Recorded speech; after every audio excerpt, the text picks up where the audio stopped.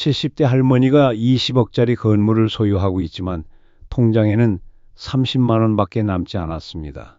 자식들에게 마지막 30만 원마저 달라는 전화를 받은 그녀에게 과연 무슨 일이 일어났을까요?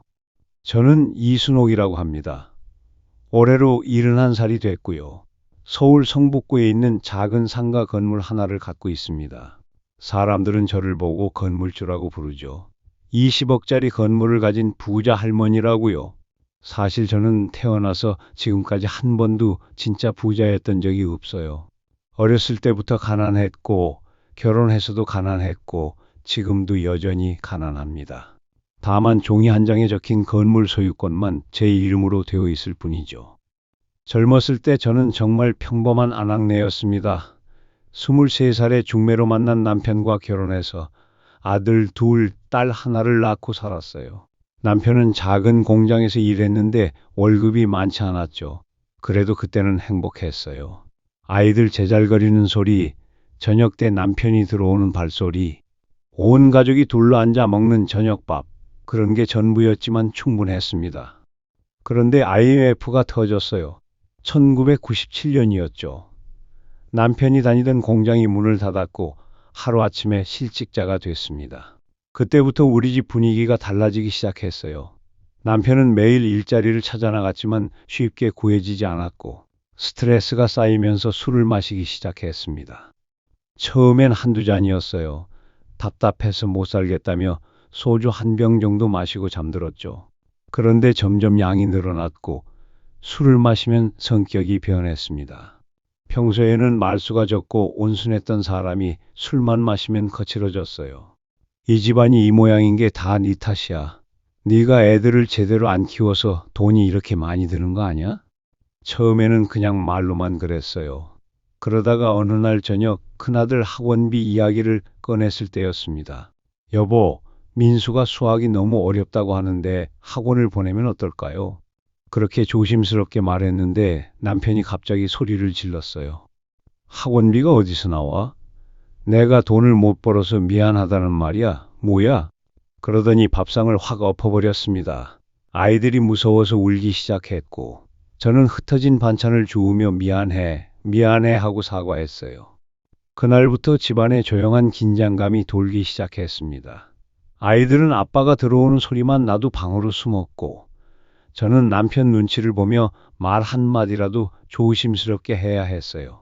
그런 날들이 몇 달 계속됐을까요? 결정적인 날이 왔습니다. 남편이 면접을 보러 갔다가 또 떨어졌다며 평소보다 더 많이 마시고 들어왔어요. 그날따라 작은 딸 미영이가 감기에 걸려서 열이 심하게 났거든요. 병원에 데려가야 한다고 말했더니 남편이 버럭 소리를 질렀습니다. 병원비가 하늘에서 떨어져? 맨날 돈 이야기만 하면 사람이 미치겠어. 그러더니 저한테 손을 들었어요. 뺨을 때리는 정도가 아니라 주먹으로 등을 내리치고 머리채를 잡아당겼습니다. 아이들이 엄마 하고 울부짖는 소리가 지금도 귀에 생생해요. 그날 밤 남편이 잠든 후에 저는 거울을 봤습니다. 볼이 부어있고 입술이 터져 있었어요. 그때 마음속에서 뭔가가 딱 부러지는 소리가 났습니다. 아, 이제 정말 안 되겠구나. 다음 날 새벽 남편이 해장술을 마시러 나간 사이에 저는 아이들 손을 잡고 집을 나왔어요. 갈 곳도 없었지만 일단 나와야겠다는 생각뿐이었어요.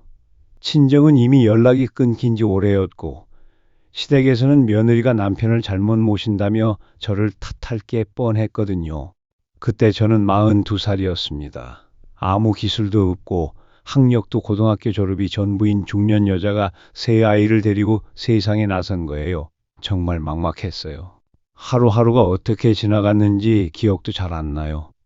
다행히 아는 언니 소개로 성북구에 있는 작은 상가 건물 관리인 자리를 구할 수 있었습니다. 월급은 적었지만 지하에 있는 관리실에서 아이들과 함께 살 수 있다는 조건이었어요. 선택의 여지가 없었죠. 그 건물 관리인 일을 시작한 게 지금으로부터 정확히 30년 전 일입니다. 그리고 그곳에서 제 인생의 두 번째 남자를 만났어요. 그 사람 이름은 박종삼이었습니다.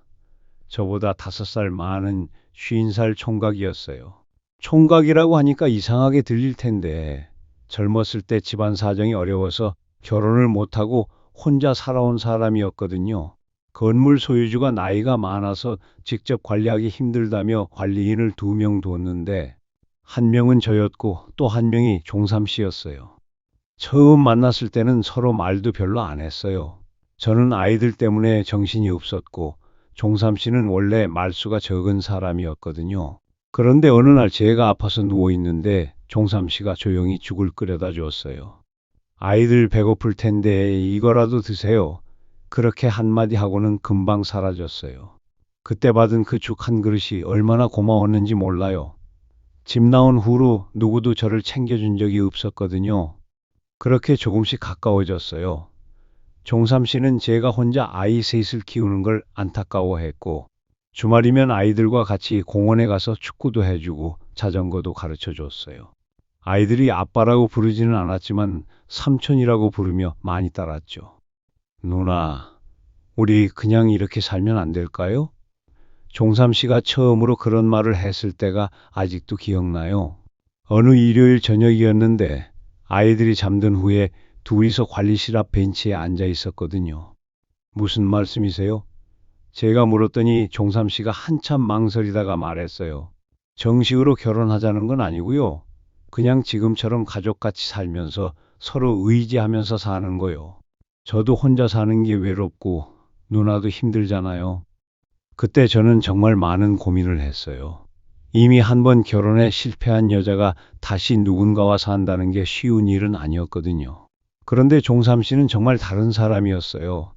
술도 거의 안 마시고 아이들에게 절대 소리 지르는 법이 없었고 저한테도 항상 존댓말을 썼어요.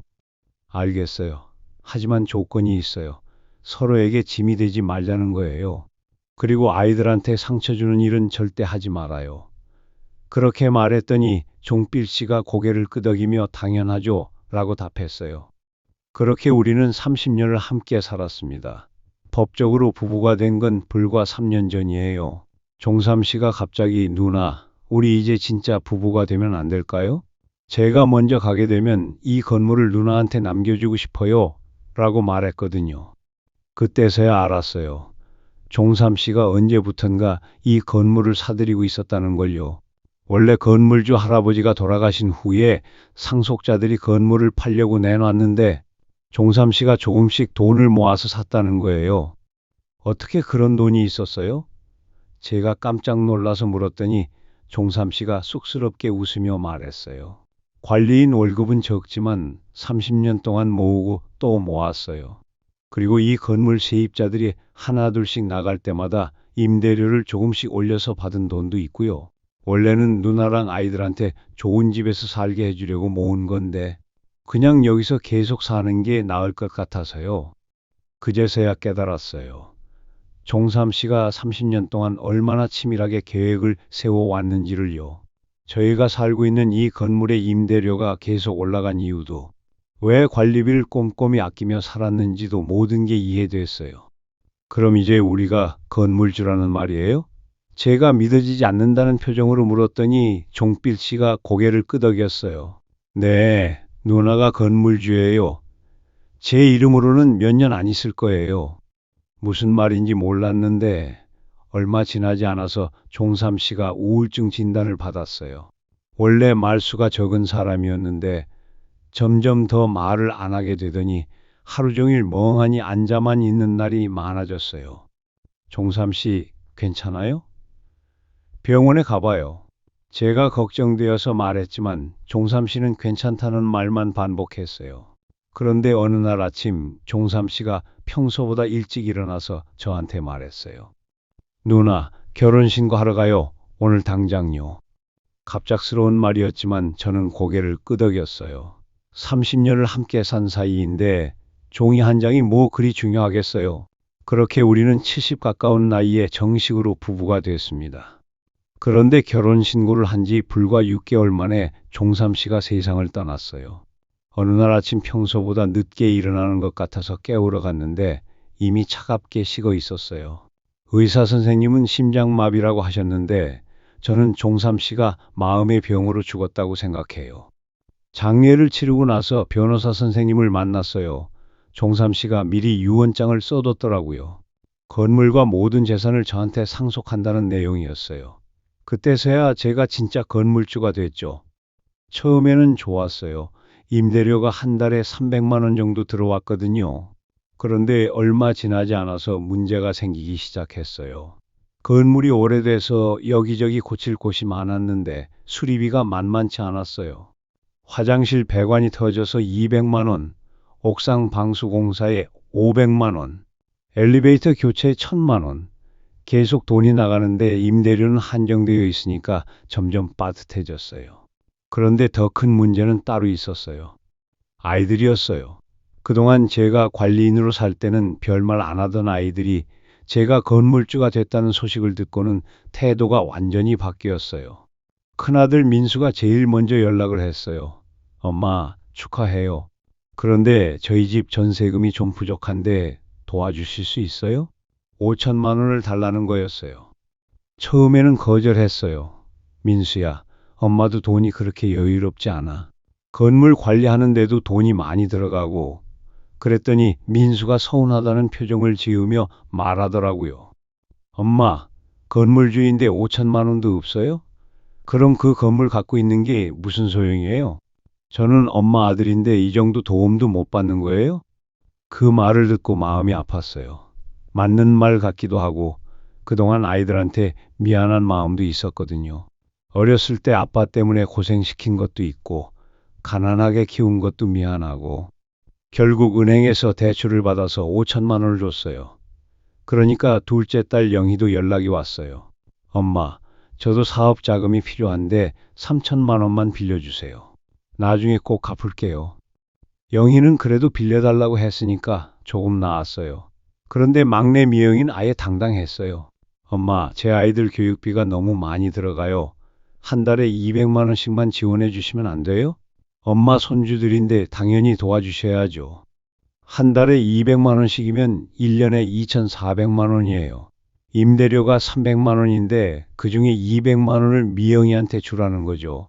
나머지 100만 원으로 건물 관리비, 세금, 제 생활비를 다 해결하라는 말이었어요. 미영아, 그건 좀 무리야. 엄마도 생활해야 하고 건물 관리비도 있잖아. 그렇게 말했더니 미영이가 화를 내더라고요. 엄마는 20억짜리 건물 갖고 계시잖아요. 그런데 손주들 교육비도 안 대주신다고요? 다른 할머니들은 다 해주시는데 우리 엄마만 안 해주시네요.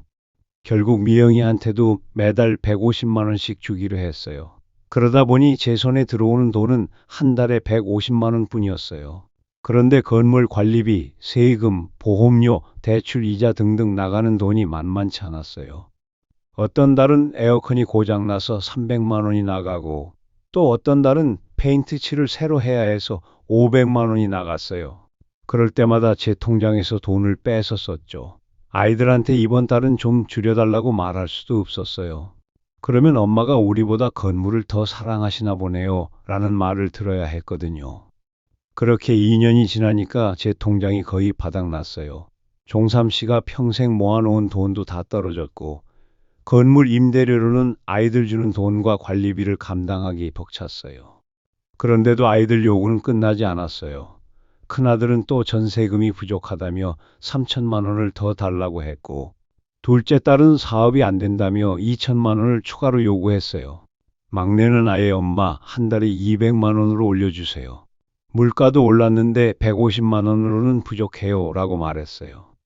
저는 정말 막막했어요.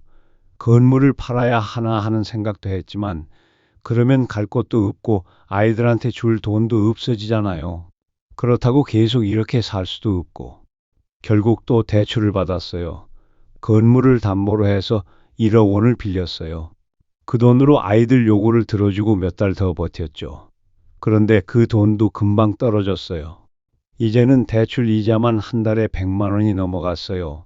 임대료 300만 원에서 아이들 주는 돈 400만 원, 대출 이자 100만 원, 관리비와 세금 50만 원을 빼면 완전히 적자였어요. 매달 150만 원씩 모자랐어요.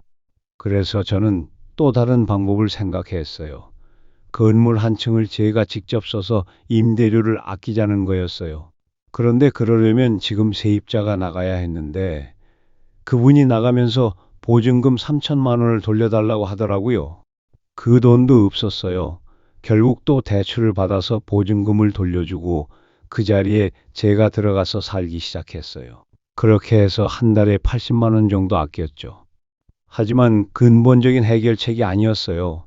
여전히 매달 부족했고 아이들은 계속 돈을 요구했어요. 특히 명절이나 생일 때마다 용돈 좀 주세요. 선물 사달라는 연락이 왔어요. 작년 추석 때는 정말 기가 막혔어요. 셋 다 모여서 엄마, 우리가 어렸을 때 고생한 거 다 알아요. 그런데 이제 엄마가 건물주가 됐으니까 우리한테 보상해 주셔야 하는 거 아니에요? 라고 말하더라고요. 보상이라니? 무슨 말이야? 제가 놀라서 물었더니 큰아들이 대답했어요. 엄마가 아빠 때문에 집 나올 때 우리도 같이 고생했잖아요. 가난하게 자라서 친구들한테 창피당하기도 하고 그런 걸 생각하면 지금 이 정도는 당연한 거예요. 그 순간 정말 기가 막혔어요. 제가 아이들을 위해서 집을 나온 건데 그게 아이들한테는 엄마 때문에 고생했다는 기억으로 남아있다는 걸 알았거든요. 그날 밤 혼자 앉아서 많은 생각을 했어요. 내가 뭘 잘못한 걸까? 아이들을 위해서 한 선택이었는데 왜 이렇게 됐을까? 그런데 답은 나오지 않았어요. 그냥 현실은 이미 이렇게 되어버렸고 저는 매달 쪼들리는 삶을 살아야 했어요. 20억짜리 건물의 주인이지만 정작 자유롭게 쓸 수 있는 돈은 하나도 없는 이상한 처지가 된 거죠. 그러다가 오늘 막내 미영이가 또 전화를 했어요. 엄마, 급한 일이 생겼는데 30만 원만 좀 보내주실 수 있어요? 그래서 통장을 확인해 보니까 딱 30만 원이 들어있더라고요. 이제 정말 선택의 시간이 온 것 같아요. 이 30만 원을 보내면 저는 완전히 무일푼이 되는 거고, 안 보내면 또 엄마는 우리보다 돈이 더 소중하시나 보다는 말을 들어야 하는 거고요. 전화를 끊고 한참을 멍하니 앉아 있었어요. 통장 잔고 30만 원이라는 숫자가 자꾸 눈에 밟혔어요. 그러다가 문득 종삼 씨 생각이 났습니다. 그 사람이 30년 동안 한 푼 두 푼 모아서 이 건물을 샀을 때 무슨 마음이었을까요? 누나가 편하게 살았으면 좋겠어요. 종삼 씨가 마지막에 했던 말이 떠올랐어요. 그런데 지금 제가 편한가요? 전혀 편하지 않죠. 매일 돈 걱정에 시달리고 아이들 눈치 보며 살고 있으니까요. 그때 갑자기 깨달았어요. 아, 내가 지금까지 잘못 생각하고 있었구나. 미안함이라는 감정에 사로잡혀서 제대로 된 판단을 하지 못했던 거예요. 제가 40년 전에 집을 나온 건 생존을 위한 선택이었어요. 맞거나 죽거나 둘 중 하나였는데 저는 살기 위해서 아이들을 데리고 나온 거였죠. 그런데 언제부턴가 그 선택이 아이들한테 상처를 줬다는 죄책감으로 바뀌어 있었어요. 아이들도 그걸 알고 있었던 것 같아요. 엄마가 자신들한테 미안해 한다는 걸요. 그래서 점점 더 당당하게 요구할 수 있었던 거겠죠. 우리가 어렸을 때 고생한 걸 보상해달라면서요. 하지만 보상이라는 게 뭔가요? 제가 아이들한테 폭력적인 아버지를 물려줬나요? 아니면 일부러 가난하게 키웠나요? 아니잖아요. 저는 그 상황에서 최선의 선택을 했던 거예요. 그렇게 생각하니까 마음이 조금 편해졌어요. 동시에 화도 났고요. 왜 내가 이렇게 살아야 하지? 종삼 씨가 평생 모은 돈을 다 써가면서까지 아이들 비위를 맞춰야 하나? 미영이한테 다시 전화를 걸었어요. 미영아, 엄마야. 네, 엄마. 돈 보내주셨어요? 아니야, 못 보내겠다. 네? 왜요? 30만 원도 없으세요? 30만 원은 있어. 그런데 너한테 줄 수 없어. 미영이 목소리가 차갑게 변했어요. 엄마, 무슨 말씀이세요? 제가 지금까지 뭘 잘못했다고 그러세요? 잘못한 게 아니야. 그냥 이제는 못 주겠다는 거야. 엄마도 살아야 하거든. 엄마는 20억짜리 건물 갖고 계시잖아요. 그 건물이 내 건물이지 네 건물이 아니야. 그리고 그 건물 때문에 엄마가 매달 얼마나 고생하는지 너는 알기나 해? 미영이가 잠시 말이 없더니 울먹이는 소리로 말했어요. 엄마, 저희가 어렸을 때를. 그만해. 제가 단호하게 말을 끊었어요. 어렸을 때 이야기는 이제 그만하자. 엄마가 너희들 때문에 집 나온 게 아니야. 엄마가 살기 위해서 나온 거야. 너희들도 함께 살리려고 데리고 나온 거고. 하지만 저희가 고생한 건 사실이잖아요. 맞아, 고생했어. 엄마도 고생했고. 그런데 그게 누구 잘못이야? 네 아빠 잘못이지, 엄마 잘못이 아니야. 엄마는 그 상황에서 최선을 다했어. 미영이가 한참 울더니 말했어요. 그럼 이제 저희는 어떻게 살라는 거예요? 너희들 다 성인이야. 알아서 살아야지. 엄마가 언제까지 너희들 뒷바라지 할 수는 없어. 그날 밤 민수하고 영희한테도 똑같은 전화를 했어요. 이제부터는 돈을 줄 수 없다고 각자 알아서 살라고 말이에요. 셋 다 비슷한 반응이었어요. 처음에는 화내고 그 다음에는 서운하다고 하고 마지막에는 알겠다며 전화를 끊었어요. 며칠 후 조용히 앉아서 지난 몇 년을 돌이켜 봤어요. 어떻게 이런 일이 벌어졌는지 차근차근 생각해 보니 분명한 원인들이 보였습니다. 그래서 혹시 저와 같은 상황에 계신 분들이 있다면 꼭 말씀드리고 싶은 몇 가지가 있어요. 첫째, 죄책감을 돈으로 해결하려고 했던 게 가장 큰 실수였습니다. 아이들이 어렸을 때 고생시킨 것에 대한 미안함 때문에 무리해서 돈을 줬는데 그게 오히려 아이들을 버릇없게 만들었어요. 돈은 사랑을 대신할 수 없다는 걸 너무 늦게 깨달았습니다. 둘째, 명확한 경계선을 긋지 않았던 것도 문제였어요. 이 정도까지는 도와줄 수 있지만 그 이상은 안 된다는 선을 미리 정해두지 않으니까 요구가 점점 커졌죠. 가족이라고 해서 모든 걸 무조건 들어줘야 한다는 생각이 잘못이었습니다. 셋째, 자산과 현금 흐름을 구분하지 못했어요. 20억짜리 건물을 갖고 있다고 해서 현금이 20억 있는 게 아닌데 아이들도 저도 그걸 헷갈렸어요. 건물은 관리 비용이 많이 들고 쉽게 현금화할 수도 없다는 현실을 간과했습니다. 넷째, 가족 관계에서도 재정 계획이 필요하다는 걸 몰랐어요. 매달 얼마씩 나가고 들어오는지 정확히 계산하지 않고 감정적으로만 판단했죠. 그 결과 계속 적자가 누적됐고 결국 파탄이 났습니다. 다섯째, 성인 자녀들의 독립성을 키워주지 못했어요. 계속 도와주다 보니 아이들이 스스로 해결할 능력을 기르지 못했고 엄마에게 의존하는 게 당연하다고 생각하게 됐어요. 진짜 사랑은 때로는 거절하는 것이라는 걸 깨달았습니다. 일주일쯤 지나서 민수가 문자를 보냈어요. 엄마 화났다고 연락 안 하는 거 아니에요. 그냥 적응하는 시간이 필요해서요. 이번 주말에 가볼게요. 그 문자를 보고 눈물이 났어요. 아, 이 아이들도 다 알고 있었구나. 엄마가 힘들다는 걸, 무리해서 돈을 주고 있다는 걸, 그런데 그냥 받을 수 있을 때까지 받은 거였구나. 주말에 민수가 왔어요. 혼자 왔더라고요. 오랜만에 엄마 아들 둘이서 조용히 앉아서 이야기를 나눴어요. 엄마, 죄송해요. 그동안 너무 당연하게 생각했나 봐요. 괜찮아. 엄마도 이상했어. 왜 그렇게 미안해 했을까? 어렸을 때는 정말 엄마가 원망스러웠어요. 왜 아빠하고 헤어졌을까? 왜 우리는 다른 집처럼 못 살까 하고요. 그런데 제가 결혼하고 애를 낳고 나니까 알겠어요. 엄마가 얼마나 힘들었을지.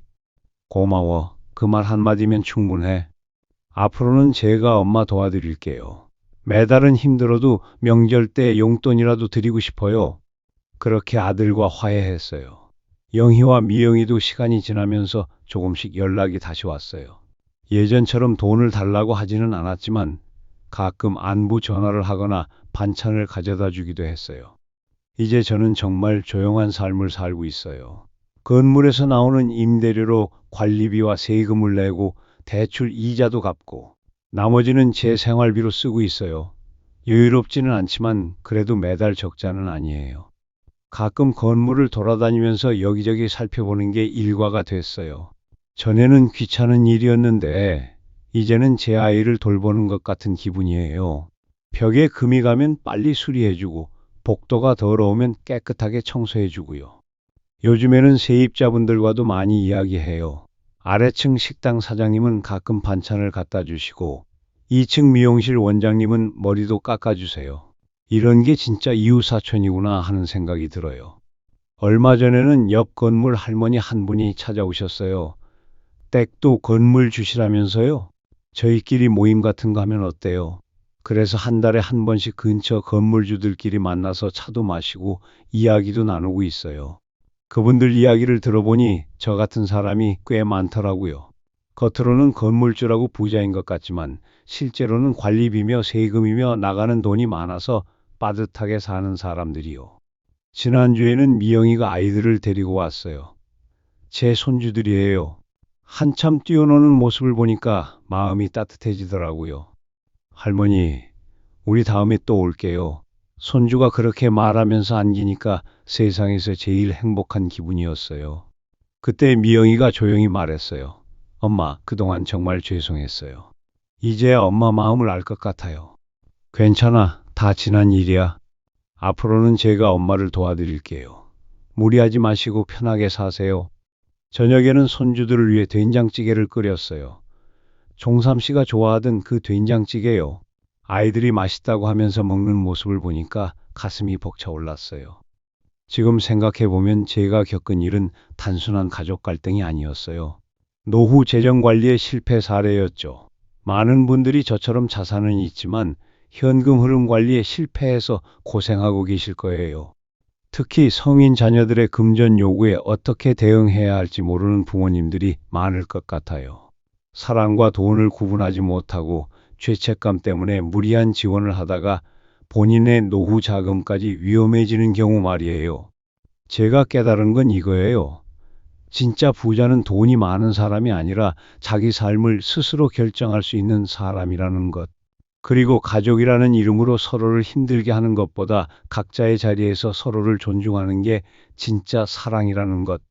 가끔 종삼 씨 생각이 나요. 그 사람이 지금 이 모습을 보면 뭐라고 할까요? 아마 잘했어요, 누나. 이제야 진짜 건물주 같아요, 라고 말할 것 같아요. 오늘도 저는 건물을 한 바퀴 돌면서 하루를 마무리할 거예요. 그리고 내일도 모레도 이렇게 조용하고 평범한 하루를 살아갈 거예요. 20억짜리 건물의 주인이 아니라 그냥 이순옥이라는 한 사람으로 말이에요. 통장에는 여전히 많은 돈이 들어있지 않지만 마음은 훨씬 편해요. 더 이상 누구에게 미안해하지 않거든요. 이것이 바로 제가 찾은 진짜 자유입니다. 오늘의 이야기는 여기까지입니다. 끝까지 시청해주신 여러분들께 진심으로 감사드립니다. 앞으로도 저희 노후 금융 이야기 채널은 기막힌 사연과 알찬 금융 정보로 여러분을 찾아뵙겠습니다. 구독과 좋아요로 응원 부탁드립니다. 감사합니다.